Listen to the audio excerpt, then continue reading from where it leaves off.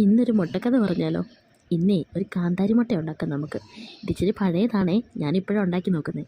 2 മുട്ടയെടുത്ത് നന്നായി അതിനെ ബോയിൽ ചെയ്തിട്ടേ അതിലോട്ട് വേണ്ടൊരു മസാല നമുക്ക് ഉണ്ടാക്കാം, അതിനകത്ത് ഫില്ല് ചെയ്യാൻ പറ്റിയത്.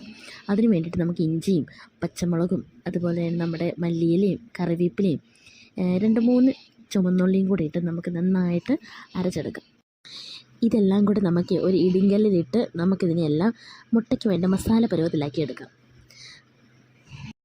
സത്യത്തിലെ കാന്താരിയാണ് വേണ്ടത്, പക്ഷെ കാന്താരി ഇല്ലാത്തതുകൊണ്ട് ഞാൻ തൽക്കാലം പച്ചമുളക് വെച്ച് അഡ്ജസ്റ്റ് ചെയ്യാം കേട്ടോ. ഇതാ നോക്കി, ഞാൻ ആ ഇടിങ്കല്ല് വെച്ച് നന്നായി ഇത് പേസ്റ്റ് പോലെ ആക്കി എടുത്തിട്ടുണ്ട്. ഇനി നമുക്ക് ഇതിനെ വേണം ആ മുട്ടയ്ക്കകത്തോട്ട് വെക്കാനായിട്ട്. ശരിക്കും ഈ കാന്താരി മുട്ട കുറച്ച് നാളായി ഇതിങ്ങനെ റീലിലൊക്കെ വൈറലായിരിക്കുന്നു. ഞാനിപ്പോഴും ഉണ്ടാക്കി നോക്കുന്നത് കേട്ടോ. ഇനി ഇച്ചിരി ഉപ്പും കൂടി ഇടണേ. ഉപ്പും കൂടി ഇട്ടാലേ നമുക്ക് ആ ഒരു ഗ്രേവിയുടെ ആ ഒരു ടേസ്റ്റ് ശരിയാവത്തുള്ളൂ.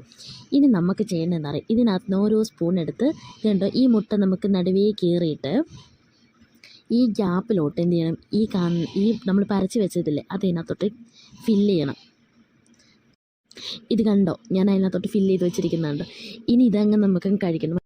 ആ ഒരു എരിവും ആ ഒരു മുട്ടയുടെ ടേസ്റ്റും രണ്ടും കൂടി കമ്പൈൻ ചെയ്ത് പോകുമ്പോൾ നല്ലൊരു ടേസ്റ്റ് ആട്ടോ.